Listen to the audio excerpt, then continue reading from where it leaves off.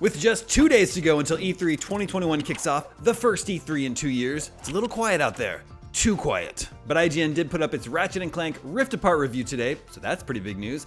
And I've got details on a new weapon that teleports objects from other PlayStation games into Insomniac's latest adventure.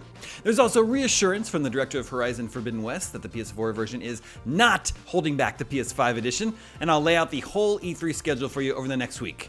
This is your Daily Fix.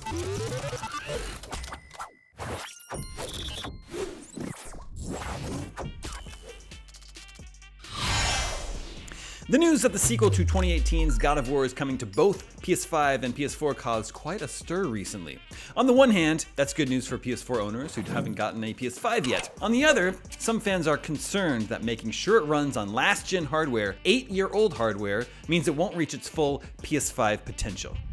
Horizon Forbidden West is doing the same thing, straddling both PlayStation generations.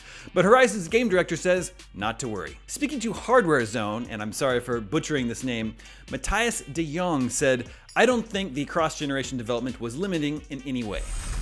Oh, well that's good to hear. But surely there will be some differences between the current and last-gen versions. Matthias explained, "I think that the big delta between these two consoles, apart from the 3D audio, quick loading, and DualSense of course, is on the graphical side of things. On the PlayStation 5, we can add so much more detail graphically. We can see the tiny hairs on Aloy's face, for example. We can also see a ton of detail from far away." The PS5 version will also have its own advanced lighting system. Matthias says, "This is a cinematic lighting rig that we normally only have time to use in cinematics. Because the PlayStation 5 is so much more powerful, we have it on all the time." So there you go. Hopefully the team is making Forbidden West look as good as it possibly can on PS5 and then tuning things down for the PS4 version. Fingers crossed, this highly anticipated PlayStation exclusive comes out this year. Speaking of PlayStation exclusives, Ratchet and Clank Rift Apart just got an amazing review from IGN. Fans will have to live apart from the new game for a few more days, but developer Insomniac has revealed a new weapon called the Rhino 8.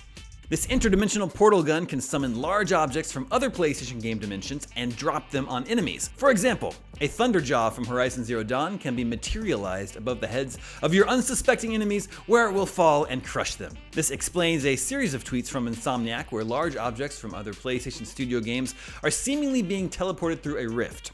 One of those tweets featured Fizzy from Sunset Overdrive coming through a Rift Apart portal. That had fans hoping an announcement about Sunset Overdrive coming to PlayStation consoles might be coming soon. Sunset Overdrive is a game published by Microsoft for the Xbox One and developed by Insomniac Games, a studio now owned by PlayStation. And Sony did recently register a trademark for the game. But these recent tweets were all apparently about this cool new gun in Rift Apart. Hopefully, Sunset Overdrive does make it to PlayStation eventually. And last up for today, with just a few days left until E3 2021 gets rolling, I thought I'd lay out the whole darn schedule for you. E3 officially kicks off on Saturday, June 12th, but we'll have a kickoff event on Thursday, June 10th. IGN is partnering with Jeff Keighley's Kickoff Live to deliver some big announcements starting at 10:30 a.m. Pacific.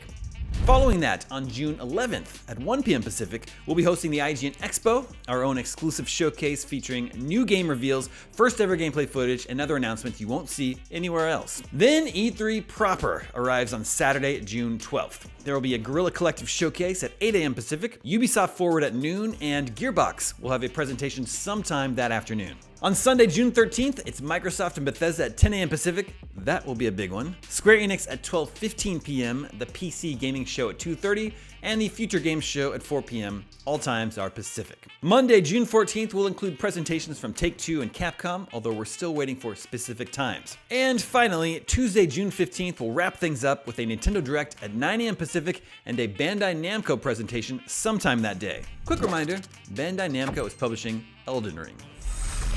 Whew, that's a lot to look forward to, but there should be quite a few exciting game announcements right around the corner, and you'll be able to catch them all here at IGN. I'm Damon Hatfield, that's your Daily Fix for June 8th. Now, if you'll excuse me, I'm gonna jump back into Ratchet and Clank Rift Apart.